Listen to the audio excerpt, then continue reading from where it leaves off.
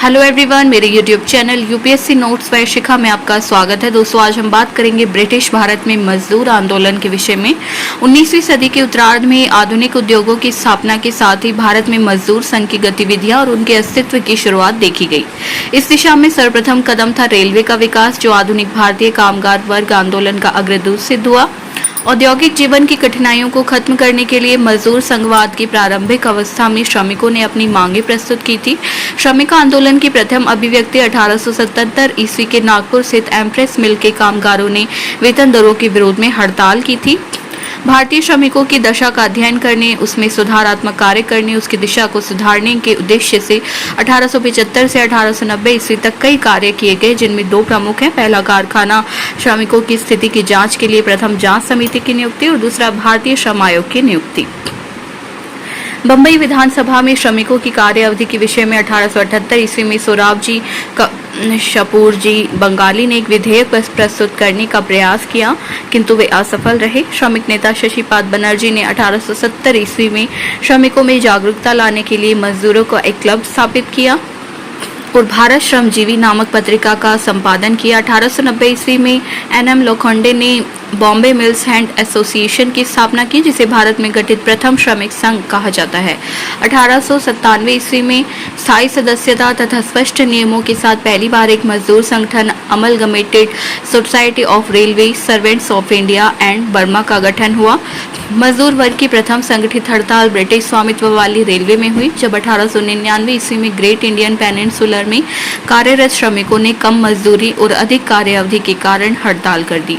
इसी दौरान भारत में अनेक मजदूर संगठन अस्तित्व में आए, जिनमें कामगार हितवर्ग सभा 1910 ईस्वी में, सामाजिक सेवा संघ 1911 ईस्वी, कलकत्ता मुद्रक संघ 1905 ईस्वी, भारतीय रेल कर्मचारी एकीकृत सोसाइटी 1897 ईस्वी, प्रिंटर्स यूनियन 1905 ईस्वी और पोस्टल यूनियन 1907 ईस्वी आदि प्रमुख संगठन थे। 1908 ईस्वी में राष्ट्रवादी नेता बाल गंगाधर तिलक के 8 वर्ष का कारावास होने पर बम्बई के कपड़ा मिल मजदूर लगभग एक सप्ताह तक हड़ताल पर रहे। यह मजदूरों की पहली राजनीतिक हड़ताल थी।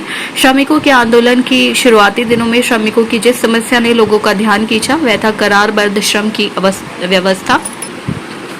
यह उन भारतीयों की कार्य और जीवन संबंधी समस्याओं को संबोधित करता था जो बड़ी संख्या में ब्रिटिश उपनिवेशवाद तथा अन्य देशों में भेजे जाते थे। 1830 ईस्वी से ही भारतीय करारबद्ध श्रमिकों को देश से बाहर भेजा जाने लगा और 1922 ईस्वी तक इस प्रथा के समाप्त हो जाने तक यही स्थिति बनी रही। दक्षिण अफ्रीका में महात्मा गांधी ने करारबद्ध श्रमिकों के बीच श्रमिक क्षेत्र में अपने कार्य की शुरुआत की थी। अब बात करते हैं श्रमिक संघों के गठन के कारण। सर्वाधिक महत्वपूर्ण कारण था ग्रामीण गरीबी और ऋणग्रस्तता। गरीबी के कारण शहर आने वाले श्रमिक उन बिचौलियों की दया पर निर्भर थे जो उन्हें नौकरी दिलाने में मदद करते थे। ये श्रमिक देश के विभिन्न भागों से आते और धर्म, जाति, संप्रदाय एवं भाषा भेद के कारणों से एक दूसरे के स्वभाव से परिचित नहीं होते थे। इस कारण श्रमिकों को एकता व संगठन की शक्ति का ज्ञान प्राप्त करने में काफी समय लगा। इसी बीच प्रथम विश्व युद्ध तथा मंदी के कारण आर्थिक संकट का भार श्रमिकों के कंधे पर आ पड़ा। भारत में संगठित मजदूर आंदोलन के विकास के लिए यह स्थिति एकदम उपयुक्त थी। बात करते हैं शुरुआती मजदूर संघ आंदोलन के विषय में। भारत का पहला आधुनिक मजदूर संगठन था बीपी वाडिया द्वारा गठित 1918 ईस्वी में मद्रास मजदूर संघ। 1919 ईस्वी में अंतर्राष्ट्रीय श्रम संगठन की स्थापना तथा उसमें भारतीयों की सदस्यता का परिणाम all India trade union Congress यानी एटक के रूप में सामने आया।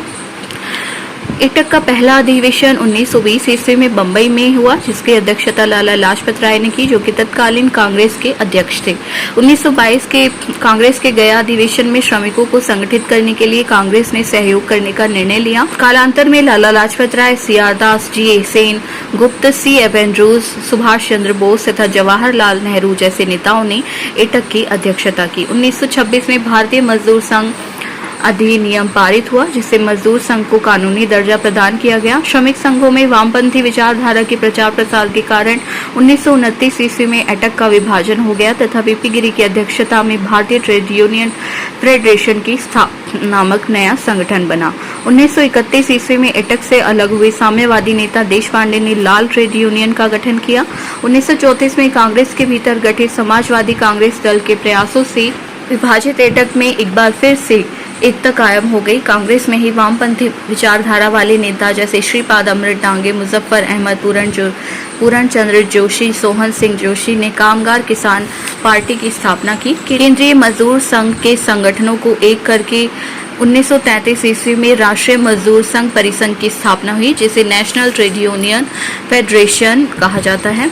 1938 ईस्वी में एटक तथा एनटीएफ में नागपुर में एक संयुक्त बैठक हुई और पहले विभाजन के 11वें वर्ष बाद यानी 1940 ईस्वी में दोनों में एकता स्थापित हो गई। बाद में एनटीएफ का विघटन हो गया तथा उसके मजदूर संघ एटक से जुड़ गए। श्रमिक आंदोलन 1930 से 36 ईस्वी के बीच कमजोर पड़ गया।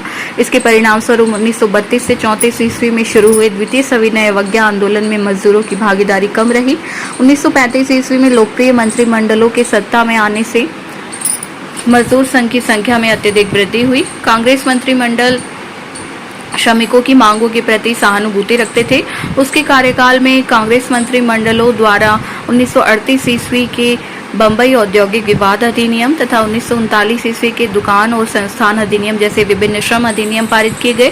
द्वितीय विश्व युद्ध का श्रमिक संघ आंदोलन पर नकारात्मक प्रभाव पड़ा।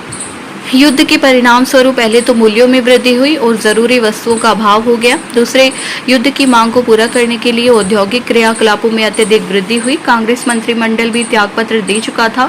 श्रमिकों ने महंगाई भत्ता तथा बोनस की मांग की, परंतु सरकार ने भारत सुरक्षा अधिनियम के तहत सभी हड़तालों पर प्रतिबंध लगा दिया। तथापि युद्ध से उत्पन्न स्थितियां श्रमिक संघों के विकास में सहायक सिद्ध हुई। लाहौर में नवंबर 1941 में श्रमिक संघों के बहुत बड़े सम्मेलन का आयोजन किया गया। इसमें विशाल संख्या में श्रमिक संघों ने भाग लिया।